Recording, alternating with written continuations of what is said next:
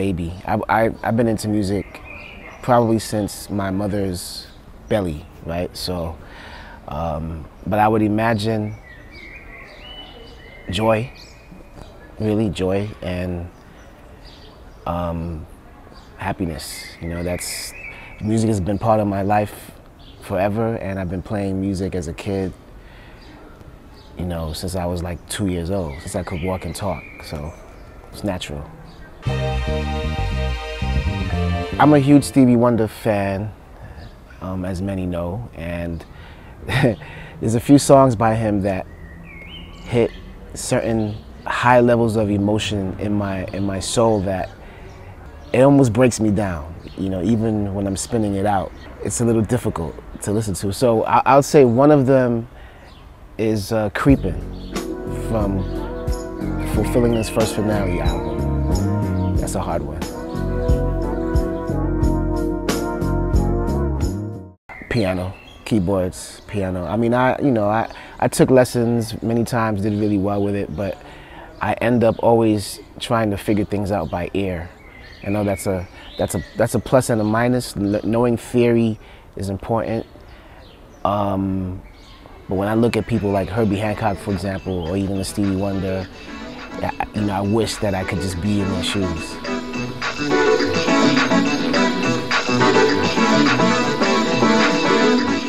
Never missed an event or a gig, but I had the opportunity one time to produce for Jay Dilla. He called me personally to do a track for his album, which ended up becoming the Page A album when he had his MCA deal.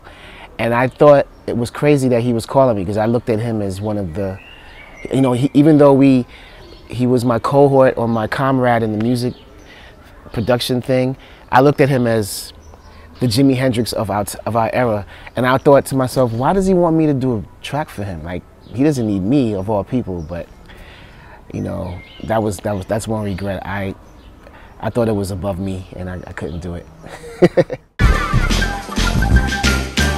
The one that comes to mind automatically is the Flintstones.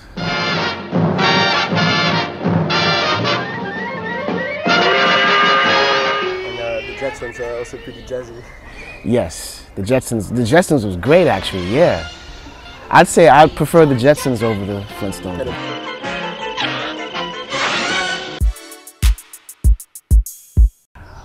One song that always brings light to my soul is "Tell Me a Bedtime Story" by Herbie Hancock. It's one of my favorite pieces.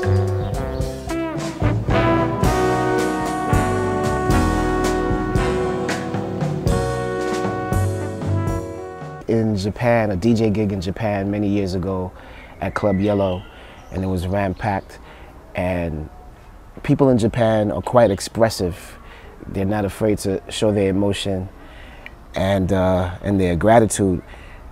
And it just so happened, and this is the first time I ever heard anything like this, but a couple were having sex on the dance floor while I was DJing. And they had to get escorted out. And I didn't see it, but I was told the stories at the end, and I just couldn't believe it. I thought that was crazy. It would definitely be along the lines of a soul funk makeup from the early 70s. But I would probably include some other artists that are from other generations. It would have been great to see something like a James Jamerson from the Funk Brothers on bass, a Bernard Purdie on drums, maybe a Jimi Hendrix on guitar, and a John Coltrane on, you know, blowing the sax, and let's see, on keyboards, a Stevie. Yeah. And maybe even a vocalist, you know, we can maybe have like maybe Marvin Gaye or something on vocals, doing something on the more jazzy, scatty kind of thing, you know, improvising. One of my favorite venues in the world is a spot called Precious Hall in Sapporo, Japan. Mainly because the owner, Mr. Satoru, is a audiophile. The sound system is designed to the T with Klipsch horn speakers and perfectly aligned in the room, and you can stretch out your imagination and play all kinds of music for a very long time. And one of my longest sets ever was there, and if I recall correctly, it was about a 13-hour set, 13, 14-hour sets. And the people stay with you, and they really appreciate it. They appreciate the journey there. Women are powerful people. Nina Simone. She's bold. She was a bold individual. She didn't care. She stood for something, many things. And when she was in her right mind, unlike the end of her life, her musical contributions are unlike any other in the world of music, really. Just in general, as a person, she made incredible statements in a time where it was difficult to do so. She had so many odds against her from racism and, you know, politics and what have you, and she just stood her ground, and she just went all the way with it until the very end. She stood with herself. So I would say Nina. Ha ha ha ha ha. Oh, wow. That's a difficult question to answer. You know, I was a big 80s buff, and I was really into like a lot of the pop music, new wave music that was around at the time.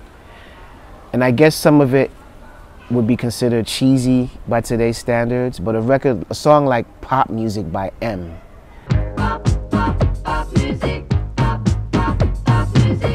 That was a record that I actually went out and bought a copy of when I was like 10 years old or something. Never played it out.